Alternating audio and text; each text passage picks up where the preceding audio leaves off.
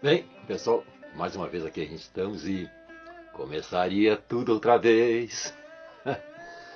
Mas é o seguinte, não vou fazer hoje, vou tentar não me prolongar muito, ser mais sucinto, mais objetivo e direto, porque eu sou meio prolixo, senão eu fico falando pra caramba e as coisas são rápidas. Né? Não vou dar recados sobre a questão do coronavírus, nem sobre as questões malucas que estão acontecendo em Brasília.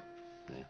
Eu vou me deter muito mais de dar só uma leve explanação muito rápida sobre o início do Ateliê Livre e mostrando algumas imagens e deixando para a gente, para um outro momento, a gente começar a trabalhar fundamentalmente sobre alguma coisa sobre a história do Ateliê Livre, já que se sabe que não tem muito material escrito sobre isso. Não tem um livro que tu possa pesquisar, quem chega fora do estado, vem para cá e resolve saber sobre a história do Ateliê Livre. Quanto muito a gente tem o material que é dos 30 comemoração dos 30 anos do Ateliê Livre, aquele livro comemorativo. Então, em função disso, resolvi, nesse processo que a gente está tendo de reclusão, em alguns momentos eu fazer um pequeno vídeo de conversas, muito mais ligado ao que vem ser a história do Ateliê Livre. Bem, começando, eu não vou pular e não vou ficar fazendo discurso sobre que tem muito material para a gente pesquisar sobre isso, que é a questão lá do encontro com o Iberê Camargo, e, né, e toda aquela polêmica trazida por ele sobre o marasmo cultural e sei lá mais o que, tem um monte de coisa, isso tem muito material para a gente ver por aí. Bem, eu vou me deter nesse primeiro momento de dar algumas leves pinceladas. Por exemplo, né, uh, lembrando, claro, sem dúvida nenhuma, que quando o ateliê se muda para a sala 45 do Alto Mercado Público, né, com aquele grupo de alunos que tinham feito o curso com o Iberê Camargo no abrigo da Praça 15, né, quem é colocado como diretor, que não é diretor, que não tem esse nome de diretor, vai ser como coordenador, vai ser o Chico Stockinger. Ele assume lá como o coordenador, né? O Scarinci, que vai dar um curso de Teoria da Arte, por algum momento também o Vasco Prado, curso de Desenho, né? E está lá dentro do ateliê, já com esse nome de Ateliê Livre. Né? Isso é no princípio de 61. Né? Porque antes não era ateliê, era aquela coisa lá com o Iberê Camargo, as palestras, aquelas conversas. Bem, em função disso eu queria mostrar algumas coisas, vamos dizer, já que a gente está falando desse início do Ateliê Livre, comentando que estava o Chico iniciando lá, eu ia mostrar duas imagens relacionadas com o Chico Stockinger, que uma delas eu acho um pouco conhecida, que é do período que ele trabalhou na Calda Júnior, né? Que é eu vou mostrar uma das imagens, são 5 imagens, que fazem parte de um calendário de gravura que ele fez, que eu vou mostrar o Farol de Itapuã, né? Que é essa imagem aqui, né? Que é uma xilogravura com 4 matrizes, né? Do Farol de Itapuã. E uma outra, mais antiga, né? Que é da década de 50, ali pela metade da década de 50, que foi feita uma reedição dela depois, mais tarde, que é essa xilogravura aqui, que faz parte de um conjunto chamado Os Retirantes. O Chico fica como diretor do Ateliê Livre por um período não muito longo, porque naquele quando em 64, em março, ele junto com o Brasil produziam um cartaz em xilogravura para a comemoração do dia 1º de maio, Dia do Trabalhador. Mas antes do dia 1º de maio, o ateliê é invadido, né, pelo exército, aonde são colocados fora quantidade de material, todos os desenhos, tudo aí. E o Chico vamos dizer assim, como palavras dele mesmo, ele disse assim, pai, eu fui salvo pelo Nestor Tavares.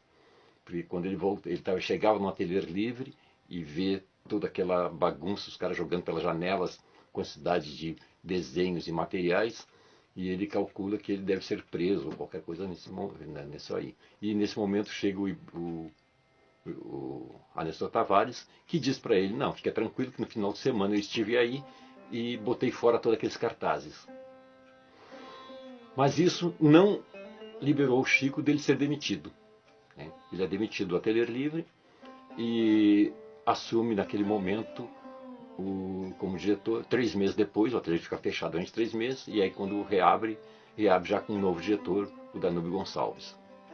Bom, aí, a partir desse momento, o ateliê adquire toda uma outra perspectiva de desenvolvimento que vai durar, vai ser o que a gente vem conhecer ao longo desse pronto. Ele vai ficar um tempo até final dos anos 60, até o final ali no alto mercado. Já nos anos 70 ele se muda para Lobo da Costa, e nos anos 80 finalmente ele vai para a casa própria, aonde hoje se encontra até hoje se encontra lá, ainda na Érico Veríssimo. Bem, do Danúbio eu resolvi então, como disse, como ser a coisa mais rápida, que isso aí é só uma introdução para a gente trabalhar, conversar mais sobre isso, onde eu quero fazer as relações das coisas, por que o ateliê vai ser fechado, o que tem a ver o fechamento do ateliê livre com um golpe militar, que tem a ver com a questão da legalidade naquele momento ali, que tem a ver com um monte de... Mas essas relações eu vou deixar para outro momento, para a gente conversar melhor sobre isso, poder se aprofundar mais sobre isso. Em relação ao Danúbio, eu resolvi mostrar uma imagem também dele, que vai ser o diretor na segunda fase, ainda no processo de criação do ateliê, vai ser a segunda fase. Ele vai... e aí eu também tinha uma imagem bastante rara dele, né, que é uma fase que ele não mais mística, vamos dizer. É essa Nossa Senhora que ele produz no início dos anos 70.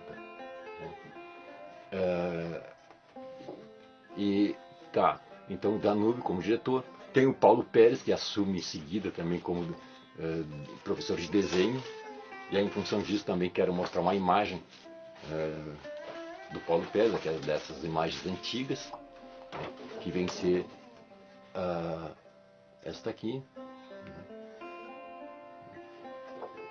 Quero lembrar também que o ateliê lá no mercado público, ele tinha uma outra característica.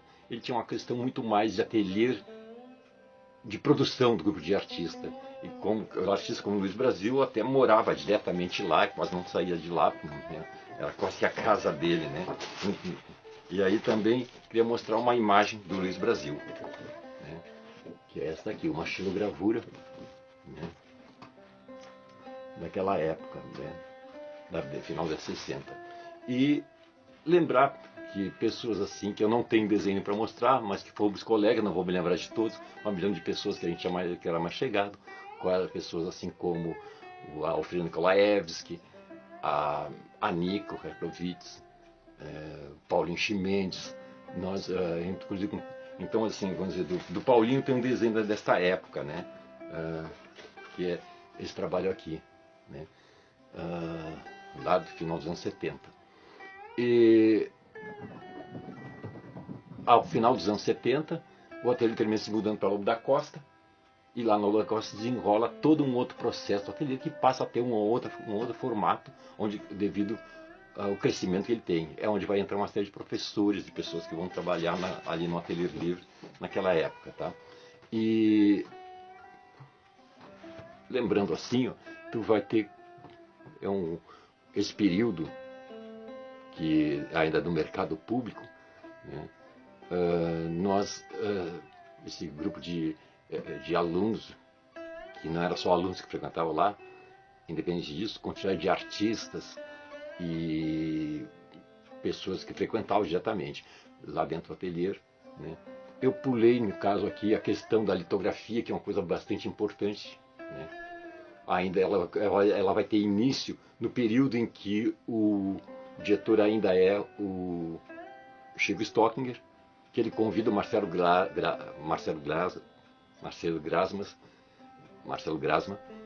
desculpa, convida o Marcelo Grasma para dar um curso de litografia aqui, já que eles eram muito amigos quando o Chico morava em São Paulo ainda. Só que o Marcelo Grasma coloca que não era o chão dele, que ele não... Ele ia dar um curso de gravura, mas não era ele dava de gravura de metal e de estilo, né? E não era a litografia o chão dele. Mas ele aceita vir e produz um curso de dar um curso de gravura, onde tem como alunos o Luiz Brasil, a Vera Chaves Barcelos, o Danúbio. Mais tarde o Marcelo Grasma me comenta, né, dizendo que a gente aqui no Sul devemos ficar extremamente agradecidos pelo trabalho do Danúbio, porque quando ele veio aqui ele era muito frágil, quase não conhecia a questão de litografia, e a litografia se desenvolve aqui graças ao grande trabalho do Danúbio. Mas isso deixamos para outra hora, para a gente conversar em outro momento, senão vai ficar cansativo e um pé no saco a gente falar, né? Então, eu agradeço a todo mundo e até a semana que vem. Tudo de bom.